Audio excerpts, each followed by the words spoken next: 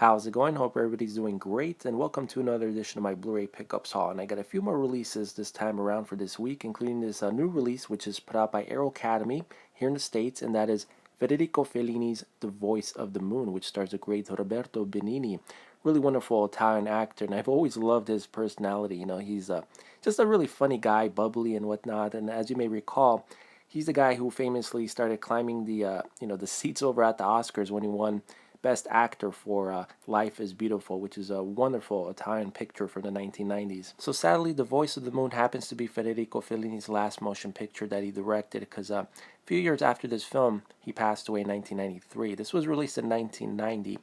And what I've always appreciated about Federico's style, he was a really unique director, and he was one of those directors that you wouldn't come to expect as far as the usual typical style in movies. He wanted to come out of the craft and create something very different and unusual. And like for example, the film 8½, really wonderful film, and you can actually pick it up on Criterion.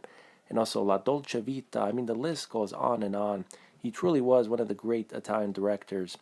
And yeah, so this film is about Roberto's character. He plays a guy who just left a mental hospital, and he's trying to get his life together, and he just comes across a lot of crazy shenanigans along the way. It's a funny movie. It's dramatic, and it's beautifully shot. The cinematography is absolutely beautiful for this film, and this is one that you should definitely pick up, especially considering this is Federico's last motion picture. But yeah, lots of fun times with this film. And I have to also add, Arrow gave this film a brand new 2K restoration from the original 35mm print, and it just looks absolutely breathtaking.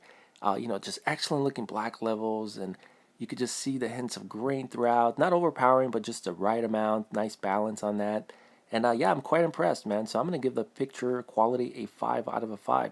And I'm going to give the audio mix a 4.5 out of a 5. This features the mono track, which is in 1.0.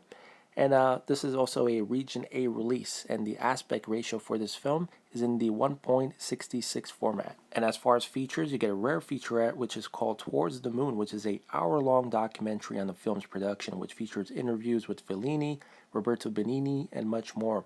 Plus the archive galleries included. You get the booklet as well, and of course, besides the Blu-ray, you get a DVD copy and the original artwork. And considering this is obviously an Italian film, you get English subtitles with this as well.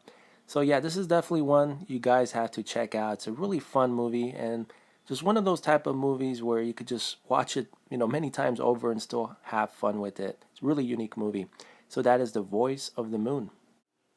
Alright, so let me show you guys the rest of my pickups. Got Spider-Man Homecoming on 4K, which I just absolutely loved. Really great film, and honestly, Tom Holland just knocked it out of the park as Spider-Man. And to be honest, I really do hope this is the last of the reboots for this franchise. There's just, far too many already. We had Tobey Maguire, then the other dude. So yeah, we have a perfect choice. Let's not blow this one. And yeah, so it was really nice to see also Tony Stark make his appearance as Iron Man. But yeah, just a fun movie altogether.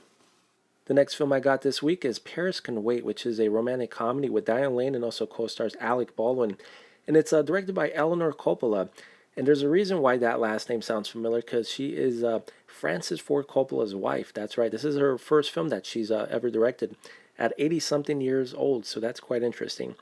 So this is released by Sony, and unfortunately it's one of those burn-on-demand discs. Not an official press disc as Warner Archive does, but yeah, this has the actual burn marking on the bottom. And I hate when they do that. I wish Sony will go on the route as Warner Archive and release it officially, even though they are burn on demand.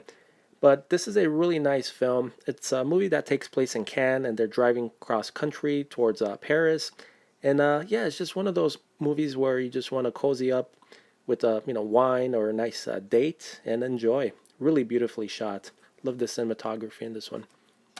The next movie I got this week is Under the Tuscan Sun, which also stars Diane Lane. And this is one that I've never seen before, but a lot of people rave about it, how beautiful it is. So I think it's time for me to check it out. So yeah, we'll see what it's all about. And I'm a huge fan of romantic comedy films. Every now and then, it's kind of good to mix things up and watch something else besides action films or suspense thrillers or whatnot, or comic book stories on screen. So yeah, quite happy with this one. This was only around $5 and change, so really good deal. The next movie I got is a film noir classic starring Broderick Crawford and Big House, U.S.A. Also co-stars one of my favorite actors, Charles Bronson. And this is a film that I've seen many times over on TCM and just absolutely loved. Really great one. So if you've never seen this one, do pick it up if you like classic cinema.